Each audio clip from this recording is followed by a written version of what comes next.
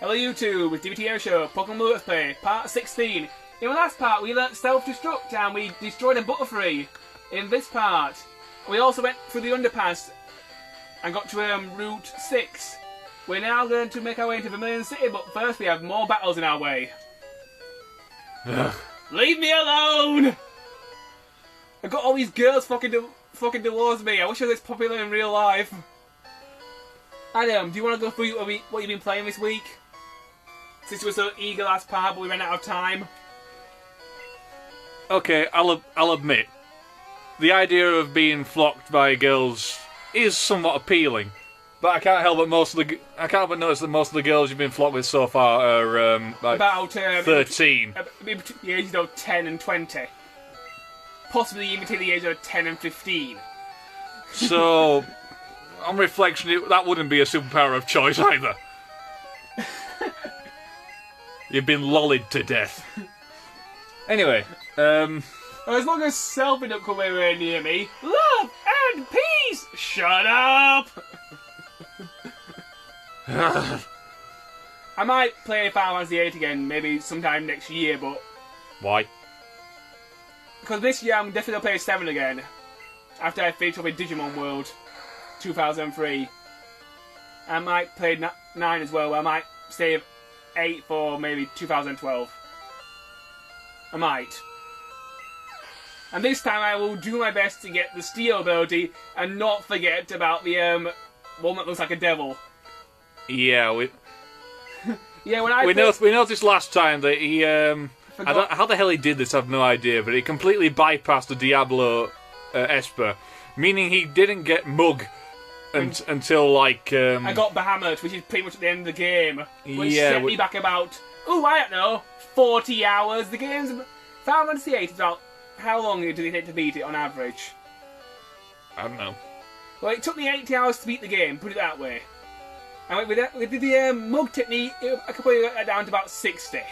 Yeah, because you couldn't steal any of the items needed for your... To build weapons. Your weapon upgrades, could you? Yeah. How the hell you got through that game is beyond me. Did you actually finish it? Yeah, I did. You did actually complete it? Yeah, the final boss was a bitch. I'm not surprised. Basically, I just got my... Didn't it help you get your ultimate weapon or something? Or did you actually bother with... I got some of the old weapons, but I didn't get all of them. Yeah. I basically, what I did was I got Bahamut, I got the Bahamut playing card, I turned it into 99 megalitzers. Yeah.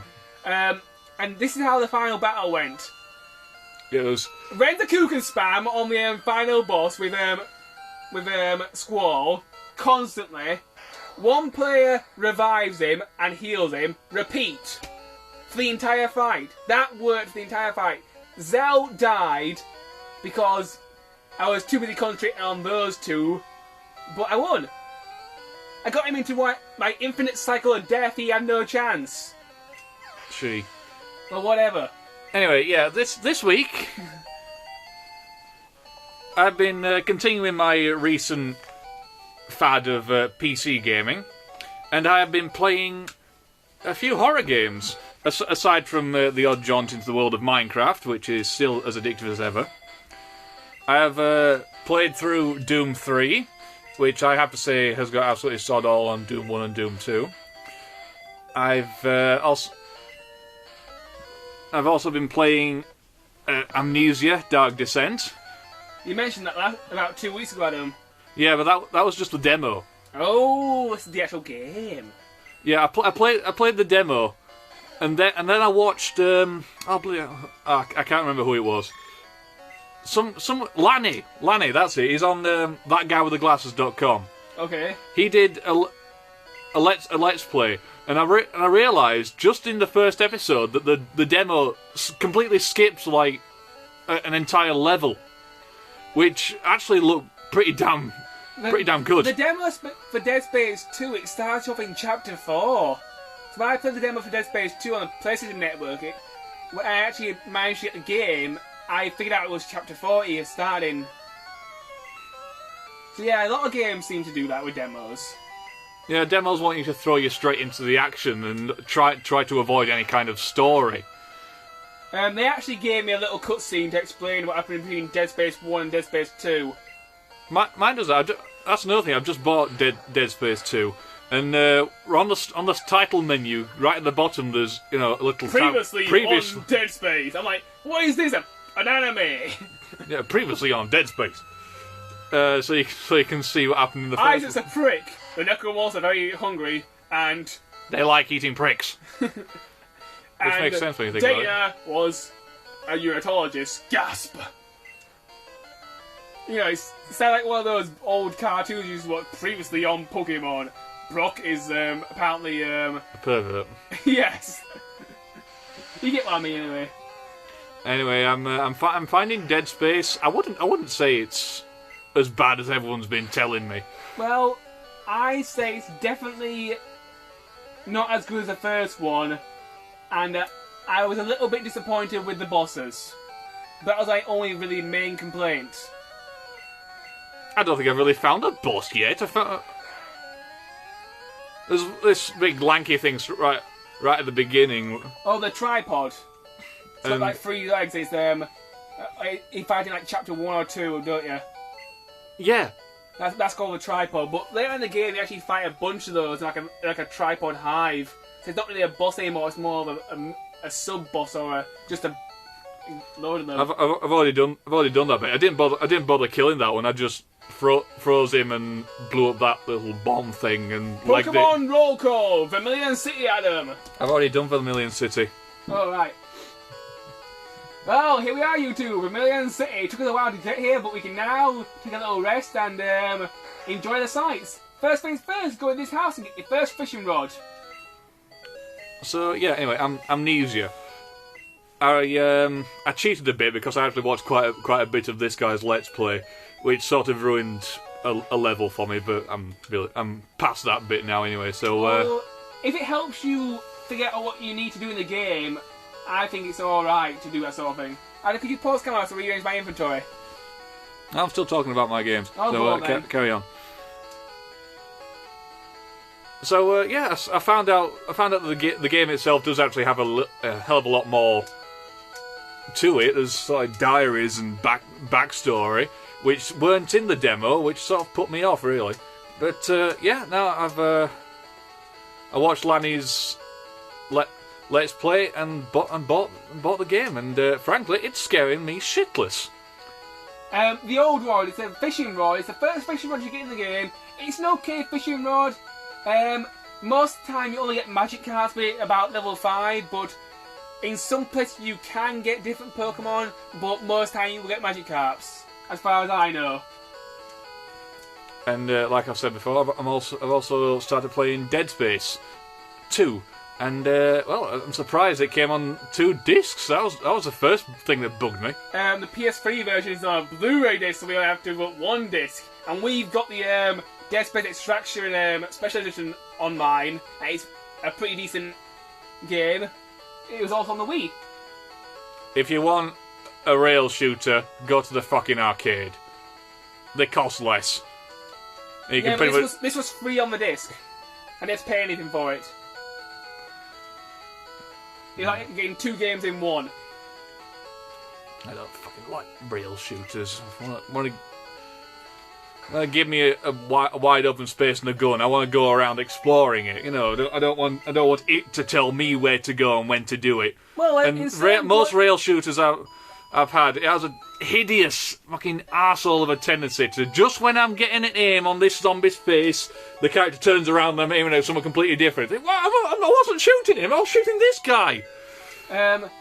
Dead Space Extraction actually has alternative paths. A lot of the time when you come in the game, you get to choose between Route A, Route B, or Route C, or sometimes even Route D.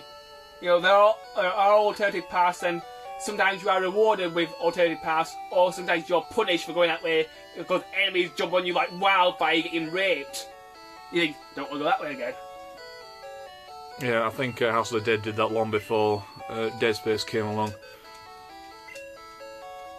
And yeah, I do not like rail shooters. But this one dig here because I won't need it yet. I'm probably gonna sell TM4 in this town. I won't need it because TM4 is for Whirlwind. I don't really desire to use it. Adam, could you pause camera? I want to start my Pokemon team so I have space for Drowsy. Okay. I need to strategise. I can't think of any other games I've played, so yeah, carry on.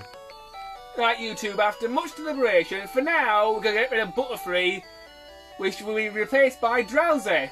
Butterfree may come back in a few more parts for a certain gym, but for now, he's going to leave the party. Good. But he has still been well, he's been a good member of my team, and he will come back later in the LP. So you haven't seen the last of him yet. Butterfree, you served as well. Took a Now nice sod long off rest. and die in the computer somewhere. That's Professor what. Oak, you better take care of him, because if you don't, he will confuse you to death. It's not Professor Oak that looks after him, is it? It's Bill. Well, in the anime, Ash used to always take his Pokemon to Professor Oak to look after.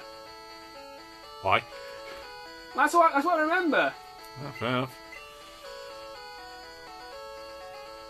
So you enjoying this bit too then, Adam? I have to confess, I haven't found out wrong with it so far.